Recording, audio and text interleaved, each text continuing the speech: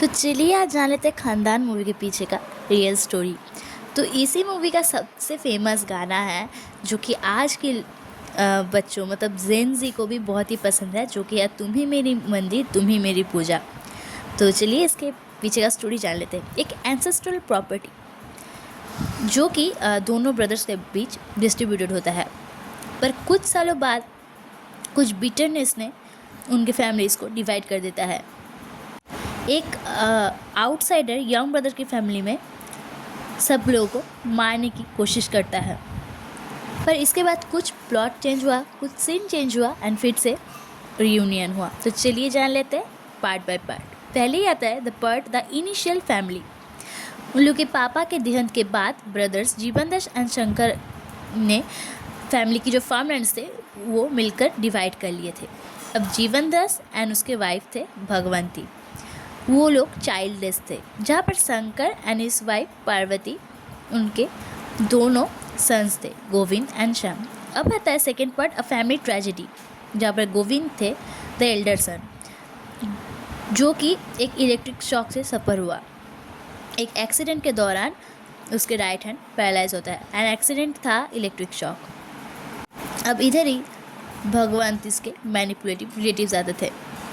अब भगवंती के manipulative relatives थे नवरंगी एंड हिज सिस्टर नीलिमा। अब आता है third part the central conflict. Shyam ने जब स्टडीज़ करके अपने घर रिटर्न आया, सब कुछ करने के बाद जब वो फाइनली रिटर्न हुआ, तब वो देखी कि उनकी फैमिली में एक चीर आ चुकी है, मतलब उनकी फैमिली टॉर्न अपार्ट हो गए थे। कुछ चीज़ों ने मिलकर इन फैमिली को अलग कर दिया था एंड दोनों अलग ब्रदर्स दोनों अलग टाइप का हो चुके थे। अब आता है the fourth part the love and betrayal. Shyam को प्यार हो जाता है नीलिमा से, पर बहुत ही मिसअंडरस्टैंडिंग्स होते हैं एंड ये फैमिली रिफ्ट को और भी बढ़ा देता है। अब नवरंगी भगवंती से मनी भी उधार लेता है एक कार्निवल के लिए, पर उसको मतलब वो जो पैसा है वो गुम हो जाता है एंड देन अनदर लोन लेता है श्याम से। अब आता है the fifth part a new generation. Govind and उसके वाइफ, उन लोगों का एक न्यू हेल्दी बेबी बॉय होता है जिसका नाम था नवजीवन दास। अब आता है the six part a cruel plan and climax. Navrangi एक न्यू एक्ट प्लान करता है उनके कार्निवल के दौरान ही।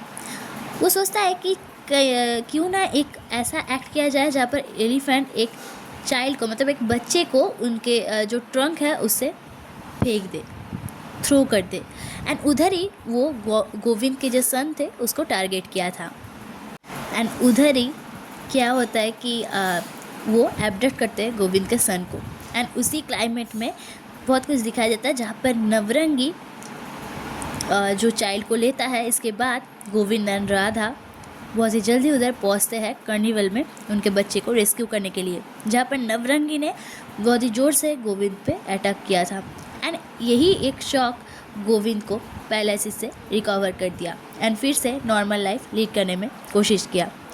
अब इसके बाद आता है seven part reconciliation and resolution, जहाँ पर after betrayals and misunderstanding the film emphasise the value of unity, जहाँ पर यूनिटी को दिखाया गया हुआ है, वैल्यू ऑफ यूनिटी को, फॉरगिवनेस को एंड एक फैमिली के कितना स्ट्रेंथ हो सकता है अगर उन लोगों का माइंडसेट सब कुछ ठीक रहे या फिर उन लोगों का बॉन्ड एकदम सही रहे, तो वो कैसे हो सकते हैं उसको दिखाया गया हुआ है एंड उसके साथ ही साथ एक प्यार को भी पोर्ट्रेट किया गया हुआ है, जहाँ पर गोविंद एंड राधा की अनशेकेबल लव को दिखाया गया हुआ है कि कैसे वो लोग इतने अच्छे से रहते थे, इसीलिए उन लोगों की फ्रैक्चर फैमिली भी कैसे इतना अच्छा बन गई एंड कैसे गोविंद को ठीक भी कर दिया।